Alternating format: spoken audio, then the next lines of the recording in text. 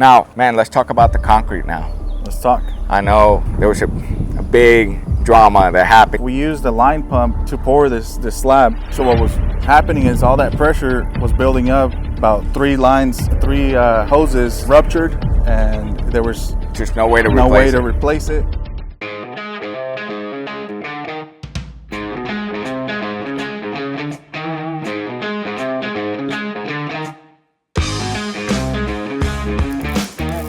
Welcome backpack. This is Advil from WolfSteel Buildings, and we're out here in Dripping Springs, Texas, where we're gonna tour this beautiful 1,500 square feet building. It's so elegant. It's got a lot of custom features, but we're gonna be talking about the whole planning process, how much elevation, all the fill that we had to bring in, and we had a really major problem happen here in this project. I know, especially on the concrete, I know Willie's gonna be telling a lot of that story because you were out here when this whole ordeal happened. I'm really excited to share with you guys this whole experience, which ultimately turned out to be beautiful. But before we get to that, hey, let's give a little introduction. Willie, our concrete manager, welcome back to the channel, man. Are you excited for this? Yeah, I'm very excited for this. I'm ready to get this going. Let's go, man. And Jared, our building manager, I know the channel loves you, so we have him back on the channel. How you doing, man? You good? Doing amazing. Hey, it's always a little awkward for me to do these type of introductions. Again, we're not YouTubers. We are, but we're still trying to get a rhythm. Okay, Right. So bear with us, guys. We just want to share the experience, the knowledge, and I'm super excited to get this going. Don't forget to like, share, subscribe. Let's get this going. Alrighty, guys. Before we do the full tour that is the usual, we're gonna do this a lot more different. We're gonna be literally just talking, and we're gonna take it into stages. The first stage is we're gonna talk about the whole planning, because I know there was a lot of planning that had to be done here because of the orientation, the location, just a lot of restriction. Then we're gonna be talking about the concrete. That's where we're gonna tour the whole thing because we got a lot of elevations. And then finally, we're gonna go through the whole building phase. So let's get this one going. So Willie, here, I know even for you, Jared, bringing in the materials was gonna be a challenge, right? So we can see from our drone footages, we have a nice narrow driveway. We don't have any access points from any other way. So what were some of the challenges like with bringing dirt here to start the foundation? Right, so to bring in all the fill material, we had to dump it in the very entrance of this driveway, just so because all these big trucks, dump trucks, concrete trucks, you know, we can risk breaking the driveway because we don't know what's underneath. We don't know exactly what the thickness is, so we don't want to risk any of that. So we dumped all the material up in the front, right in the front by the street, and we had to bring it all the way up here with buggies and skid steer. So that was and that was actually really, I remember during the beginning phase with our client, he was like, hey, that's kind of gonna be the only way because we can't go on his yard because then we would create a lot of ruts, and then there's really no other way but through here. So that was a lot of planning. I know that was a challenge for you guys as well, like to be able, how were we gonna bring in all the sheet metal, all the whole framing? Yeah, that was a concern. Is obviously, I mean, the framing, the sheet metal, it all comes in like a 18-wheeler flatbed. So kind of how it was delivered was with an 18-wheeler, but with a donkey or little forklift on the back. There's like a little cut in on the driveway, and that's where we stored all the materials. So all the 18-wheeler stayed on the road, and then that little donkey had to bring in, little by little. That way it wasn't so heavy. So it just was more time consuming than the usual when you have direct access to the site, right? Right. Yeah, especially usually we try to, for this, if the pad is back here, usually we try to have the material right next to it. Hey, the beams right next to the slab, purlin's a little off to the side, sheet metal a little off to the side, but not too far. So here it was just back and forth. Back and forth. So it's just a lot more time consuming.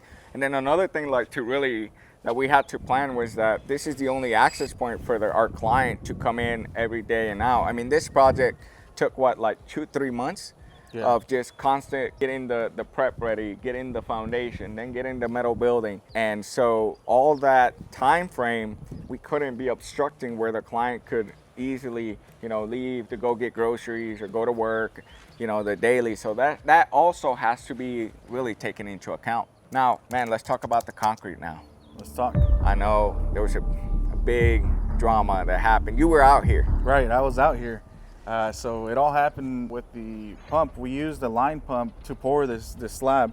So it's about maybe a little over 300 foot all the way to the road from this driveway so to we use the line slab. pump. We use the line pump, so it requires a lot of pressure, you know, to transfer that concrete from point A to point B. And so what was happening is all that pressure was building up, and we actually, about three hoses ruptured, and we had to keep stopping and replacing it. And then there was another part that makes the whole hose, the whole line system work. Yeah. And that ruptured, and there was just no way to replace it. Dude, I remember when you guys called me, and you're like, "Hey, man, like we already called a bunch of pumps. They're all booked out. There's no buggies available." So the concrete trucks were like waiting. Yeah, they were lined up. We had only done the whole footing. Yeah, all the footings and beams were already poured, but not the slab. The slab. Yeah. Because this part was going to be done later, right? And we're going to be talking a little bit about it. So I remember you guys calling me, and it's like, man, like, what do? We got two options. We called the ready mix local ones, and they didn't have any available, right, anymore. No, nothing available. Everything was within a couple hours of distance, and we only had about maybe 15 to 20 minutes of reaction time to, you know, make something happen before the concrete and the footers started curing. I remember that, man. So after that, what eventually came to be was like, we could have brought in our ready mix trucks and just said, you know what, if we break the concrete, we'll pour them a new driveway. But we decided to just wait. And ultimately, with our client, we came to an agreement that we were because we didn't want to have a cold joint, like actually pour, because we had already poured the floor and the footings. We didn't want to pour the next day the slab. Right, because there is such thing as two separate pours where you put the footings first, and you connect the footers with rebar to the top for the slab. But in my opinion, that's not as good as a monolithic pour. Just one single pour. Yeah. Same. There's no cold joints. Eventually, when we spoke with our client about the situation, we came to an agreement. You know what? We're gonna tear this whole thing down, and we redid it. Luckily, you know, there was no specific time frame restriction, so we made it happen. And that's actually one of the challenges with like concrete. That the other day, Jared and I were like having lunch, and we were talking about it. With concrete, it's game time the day of pour. Like everything has to be perfect that same day. Metal buildings where one panel is broke or something happens, like, all right, well, we'll come back in 2-3 days. Yeah, I think we were talking about it earlier. It's like the last, you know, when the day of the pour, it's like the last 5 minutes of the NBA Finals. You know, Game 7, it's neck and neck, and any little mistake you make can cost you the game. Yeah, we're on crunch time. Crunch time. That was and I know you were here, so I know you were like, you guys were. Yeah, I probably paced back and forth maybe 100 times. No, and then when the ruptured, didn't it also get on Raul's? Yeah. By the way, shout out to Raul, who is our foreman here in Austin.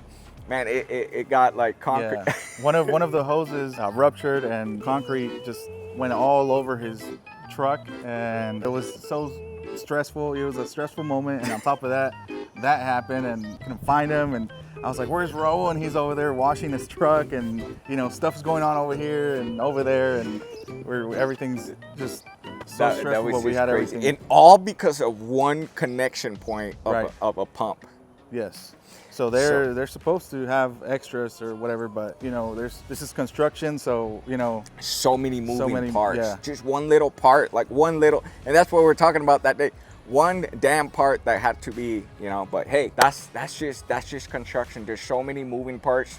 And the biggest thing important that I was thinking, especially now that we're sharing our YouTube, because at the end of the day, this YouTube channel is for everyone. When you're doing such a project, especially with so much work on the concrete, it's important to find a contractor that can withstand mess up, like a fuck up, right? Yeah. And be able to sustain that financially. Right. Because when we had to redo it, that was a little bit of a financial hit on us. Right. Yeah. But because I don't think the GL, your general liability or workers' comp, would cover that. No, so, it wouldn't. That's actually really important. So whenever you're selecting for concrete, because like there's so much risk for a concrete job compared to a metal building, in my opinion. Especially when once you pour, you know, you didn't finish it right, you didn't. There's definitely solutions, but it's very like clutch time. So now, you ready to start talking about the concrete, everything else? Yeah, I'm ready. Let's go. Alrighty, guys. Just telling you guys a little bit of that story because it was a pretty crazy story, but ultimately it turned out to be amazing. Our client's really happy. And here, this wasn't here, right? Because our client at first just had up to the point that we're seeing here, and then we made a connection like a driveway to the approach, right? Right. And we have a slope, especially here in hill country. It's just like all over the place. So we have an approach. So all this water definitely was going to go up to the front. Talk to me, Willie. What did we do here to be able to control that water? Because that was going to be a very big concern. Yeah. So like all construction, water is your number one priority to make sure it doesn't mess with any of your build or construction. So here we have a lot of slope coming down straight to the building, and in order to prevent any water seepage into the building or flooding, we actually made a custom drainage system here, a French drain. This was actually molded and formed up into the actual day of the pour for the driveway extension. And also the panels are custom because these came in about 4 by 5 pieces, and we cut them to fit the exact measurement. And they're also galvanized to prevent from rusting and staining the concrete with rust. So we also have a slope from that end, from the left side of the building going to the right and into. I know the B-reels are going to be showing all that, and then like draining out there. It drains into this flume here, another custom drainage system here with curb. We also added curb on this right side of the driveway to prevent any water going flooding into the neighbor's yard. Let me ask you a couple questions, Willie. So definitely all this water, it gets trapped right here in this drainage system, and then going. So this is, if you have like from your main driveway and your building sitting a little bit lower, this is a good solution, right? Right. This is one of the best solutions. That way you can control your water. So that's very big in construction. Is like you gotta know. I mean, that's the number one thing we're trying to prevent for is water intrusion, water seepage, because that's the number one enemy in construction, in my opinion. Because even if let's say we didn't do the drainage, we still have our notch details around our doors, so that way no water's coming in under the door. All this water would still not be sufficient elevation, like it would still go inside. Right, yeah, because the amount of slope that's coming down, so it's coming down with force and speed. Now, Willie, let's talk about the elevation here. So I know up back there, and we're gonna start walking back there, the elevation is really high. It's about 5 foot. How did we prep this? Because we had to bring a lot of sandbags or a lot of fill, right? The way we do it here is whenever we have such a off level to where it's about a little over 6 foot in the back to nothing here in the front, what we do is to set up the pads inside the slab is we use sandbags to stack up in a certain pattern. That way, whenever you're installing rebar, plastic, whatever you need to, if your plumbers need to go in there, everybody's stepping all over the place. Now, if you didn't have sandbags, you would step on the corner and, you know, all your beams can cave in. And once you have that rebar in those beams, even if without rebar, they're super deep and they're really hard to get to clean up. That makes sense because when we had to, redo this whole thing, what helped was also the sandbags were there. So as soon as we took off the form boards and we broke the concrete, they were still there. So that helped, right? Right. Then we reused most of it. Some sandbags did rupture. But overall, like, this is an exposed beam. This is, in my opinion, like really nice. And I would still recommend it as long as you don't have like a porch, because it can be dangerous to fall off, right? Right, because it's so high up. Or a door like right here or something. Yeah. So, and especially when you have a neighbor here where you can't really create a nice fill with the gradual slope and really try to get some of that erosion over to your neighbors. This is pretty nice, and especially here we got all this water that's just draining back there, so it's kind of like a gutter, right, for your concrete. I did want to talk a little bit about the form work that it takes, man. And we got the B-rolls, man. Right. We got the pictures. talk to me, to be able to do like something this high, as we start walking over here, we had to use definitely plywood, right? And then how did we do the form boards? How did we brace this up? Because this has got to be really well braced up. Right, yes, because the amount of concrete in these perimeter footings is super heavy, and it takes a lot of pressure going on while you're pouring. So you really need a brace really good here on your outside perimeter footings. And what we did is we used plywood and 2x6s and 2x4s, and we braced the very top, the middle, and the bottom, just so we can have bracing all over because it's so tall. It can open up from the bottom, it can open up from the top, or it can open up from the middle. It can bow out. You don't want to have any bow outs on your slab. Because like right now, if you look at it, it's not perfect, but it's really close to perfect. But to be able to do that definitely requires a lot of work, man. A lot of labor and lots of lumber.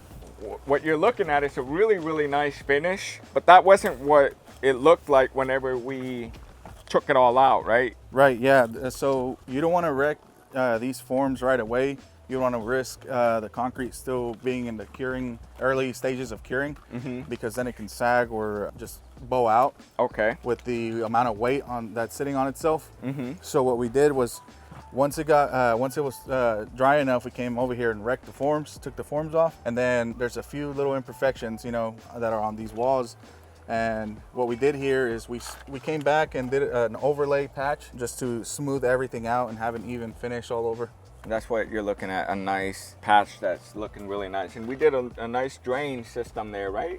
Right, yeah. There's a water faucet and with a little drain, and it comes out here, as you can see. So we can actually do these little custom drains inside the slab, and we rough them in, right before we pour the concrete. So a lot of times we do this, especially if you own a boat. So a lot of times if you own a boat, when you go and park it inside your metal building, it's probably still dripping water, stuff like that. We can also do an embedded drainage system and just get the water out, to the edge. A lot of work that went into this, I remember. Yeah, this for a, I believe it's 50 by 40, right? It's a 30 by 50. 30 by 50. Yes. 30 by 50 building. The slab probably took as much labor as 200 by 50 slab if it was on flat surface. Right. When you're looking at to do a metal building, one of the things to really look at is your elevations. If you have a really steep elevations, just expect that your dirt will not be dirt cheap. And especially here, to deliver the dirt here, let's say we would have had access, we could have brought in one of those bigger dump trucks and just dump it right into the site. Right into the site. Now imagine all those sandbags because we couldn't get the big 18-wheeler here. No, they had to bring in all the dirt here, and some sandbags were being filled up all the way in the street just to make it easier on them, and they would just carry all the sandbags. Oh, they were filling them up. Yeah. That's something to consider. After working with a lot of these projects, the site prep turns out to be pretty on the high, where almost the cost of the foundation, right, of just the floor, the concrete on a perfect level. Site prep, preparing your foundation for the concrete, is something to really take into account, and don't forget to consider within your budget for doing the project. Did you have a question, Ed? Man, I want to check this building out. I know we're gonna be going into that in a bit. No, and then we got polished concrete that's coming up, and that's where Willie, you're gonna talk a little bit more on that. Right. But I know the audience wants to see what's behind here, and now it's time for the show, man. For our building manager, Jared, to give us a tour on this nice, beautiful 30 by 50, and that's gonna be part 2. I hope you guys are ready. What people really showed up here for. Check this out. Wow. I think that's what makes this building just really stand out. It's so a minimalistic design.